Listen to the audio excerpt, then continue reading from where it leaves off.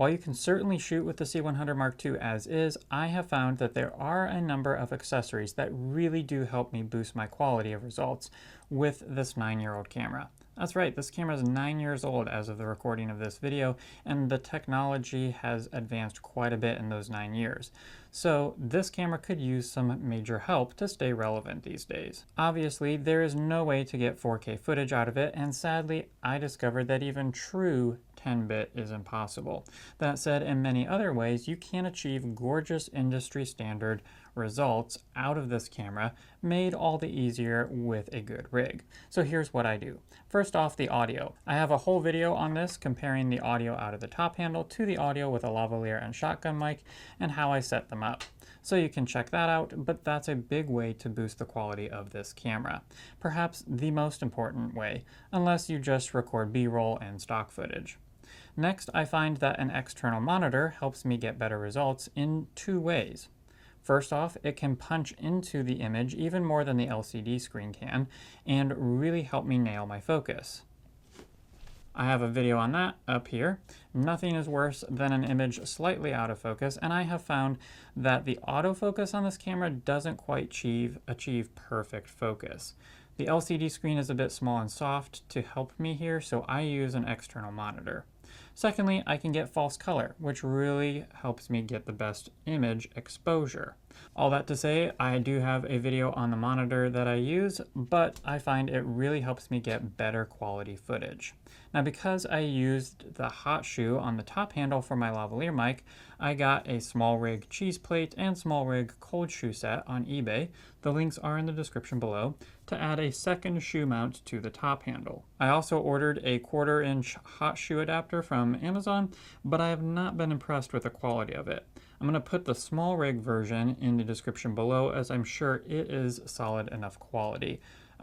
Every other SmallRig piece that I own, I have been very impressed with. Now, this allows me to mount the external monitor to the back of the top handle, and I can now rotate the screen in any orientation depending on the needs of the shoot. For these YouTube videos, I have it facing forward so that I can see myself up there. Normally, it's facing backward because I'm going to be behind the camera, and if I'm doing handheld work, I can angle it onto its back so that I'm looking down on it. And if I have it on a tripod, I can rotate it to wherever I am in relation to the camera. This is super helpful. Another issue to overcome with in this camera is the limited internal ND when exposing, especially outdoors. With only 6 stops of internal ND, I often run into issues, so I picked up the SmallRig mini matte box and filter trays along with 4x4, 2, 4, and 8 stop ND sets. Affiliate links are still in the description below for that as well, and of course, a review of that system up there. Gosh, this video is turning into quite the self-promoting video, isn't it? All these affiliate links and other videos. Sheesh. I only use the 4-stop ND filter because the camera can do up to 6 internally, and with a 4 ND filter in there, I get a range of 4 to 10 stops of ND because I'm adding 4 to whatever setting I have the internal ND filter in. Anyway, you can watch that video and I explain all that. Finally, we get to one more accessory for focus. I got the SmallRig follow focus to combine with the external monitor, engaging and adjusting my focus. The follow focus here helps me quickly and easily dial in my focus without having to grab or bump the lens. It's not crucial, but I have really been thankful to have it, and for less than $100, it's totally worth the price. Affiliate links are, of course, below. Now, to mount this to the camera, I did have to get a big cheese plate, as you can see here, to put it under the camera and then add the rail here to get it to orient with the lens. I will put the affiliate link to this particular cheese plate in the description below, but I will say of all the pieces that I have, this is probably one that I would find a different version of. The issue is that I can only get one screw into the bottom of the camera with where these holes are oriented.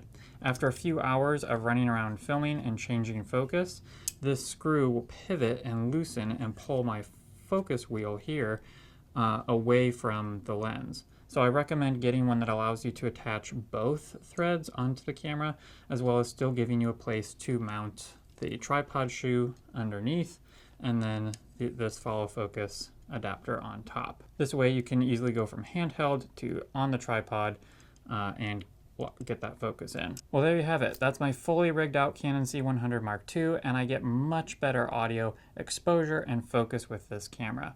These accessories do truly help me get better quality footage than if I didn't have them, and they keep this camera relevant in the 2020s. Well, I hope this video was helpful for you, because though I won't be seeing you in the next one, you're sure to see me. Rough.